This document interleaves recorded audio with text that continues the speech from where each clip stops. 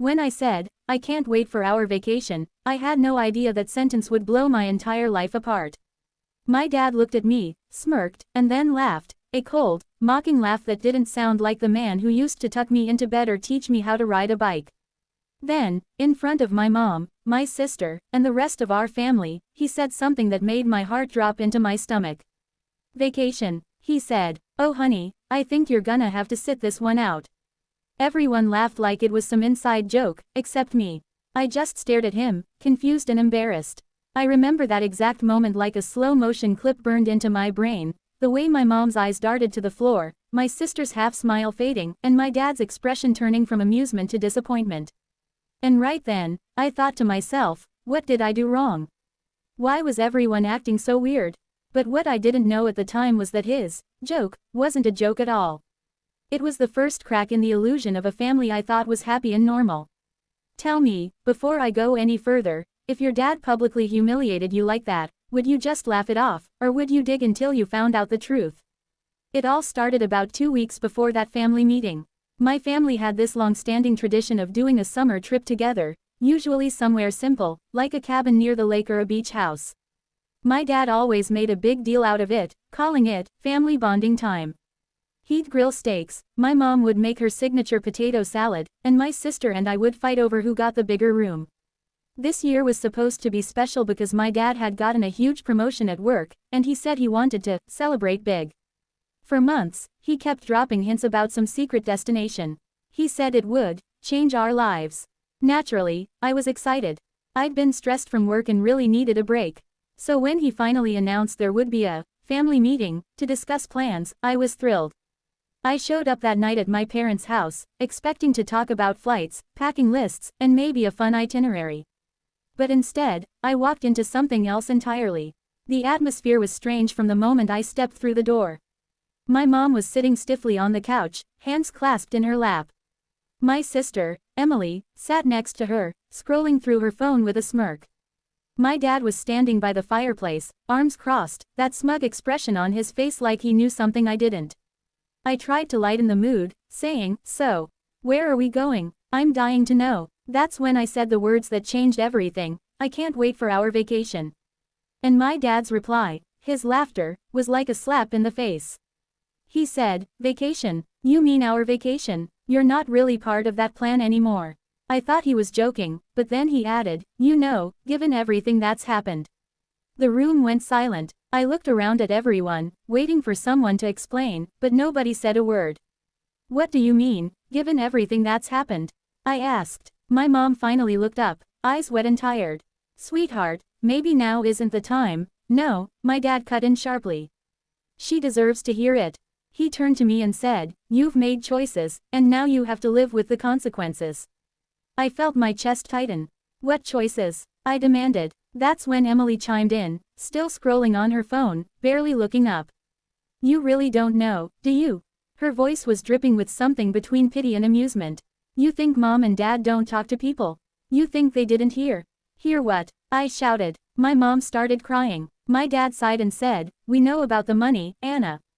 We know you stole from your grandmother's account." For a moment, I couldn't even process what he said. My brain froze. "What?" I yelled. "Are you insane? I didn't steal anything." But he just laughed again, that same cruel, dismissive laugh. "Come on," he said. "We're not stupid. Your grandmother told us her account had withdrawals she didn't make, and who else had access but you?"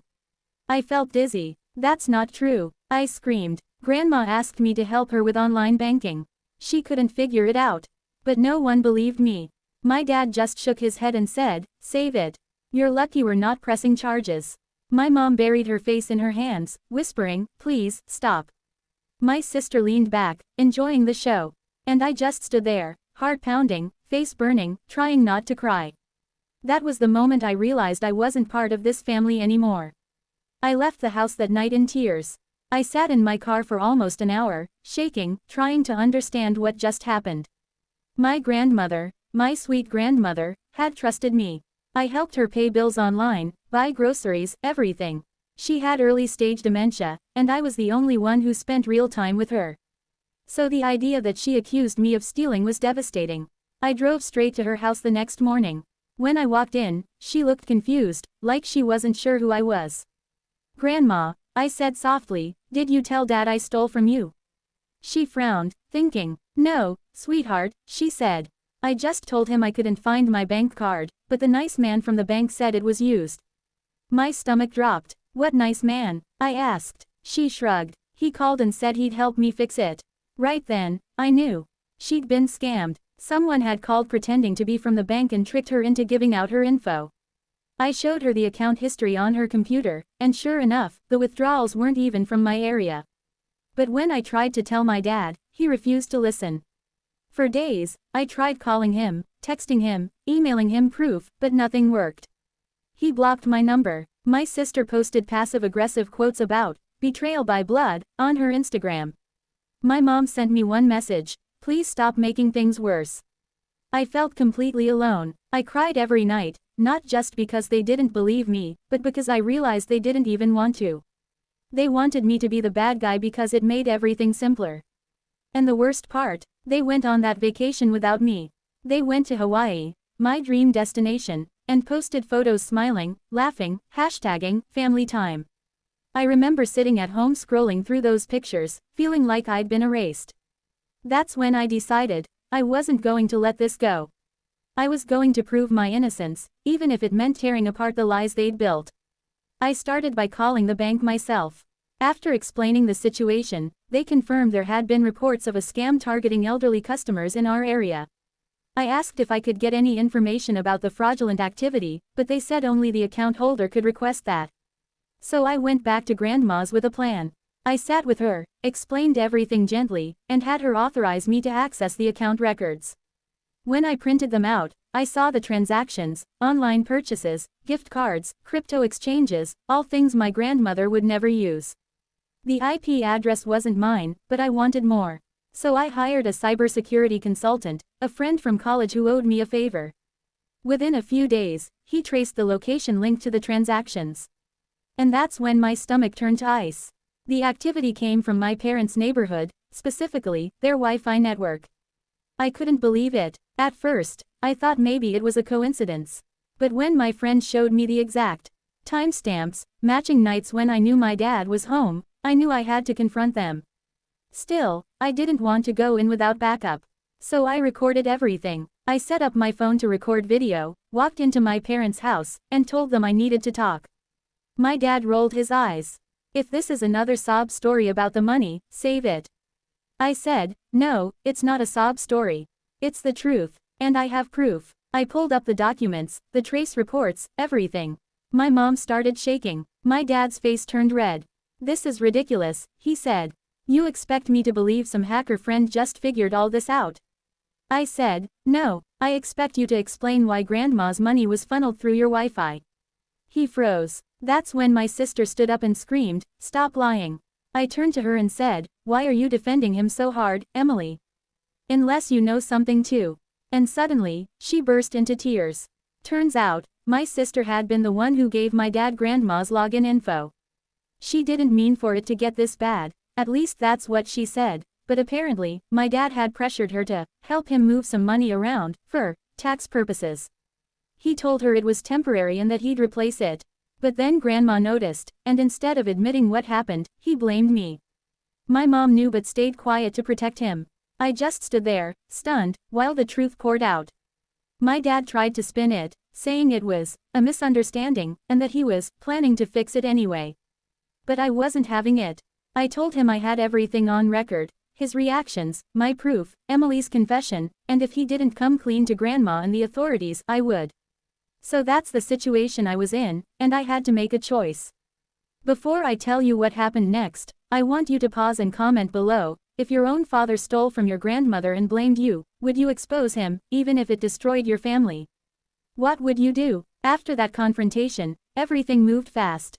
My dad tried to threaten me, saying I'd regret airing dirty laundry, but I didn't back down. I sent all the evidence to Grandma's bank, to my mom, and to my grandmother's attorney, just in case. Within a week, the bank froze my dad's accounts pending investigation. Grandma's lawyer called me to thank me for protecting her. When word got back to the rest of the family, everything exploded. My uncles, aunts, cousins, everyone turned on my dad. They couldn't believe he would stoop so low. My mom finally left him, saying she couldn't live with someone who'd betray his own mother and child. My sister cut contact for a while, out of guilt, and I just felt empty. Vindicated, but empty. Because even though I proved I was innocent, I'd lost the people I loved most. A few months later, my dad was forced to sell his house to pay back what he'd taken. He avoided jail because Grandma didn't press charges, but his reputation was ruined. He lost his job, his friends, everything.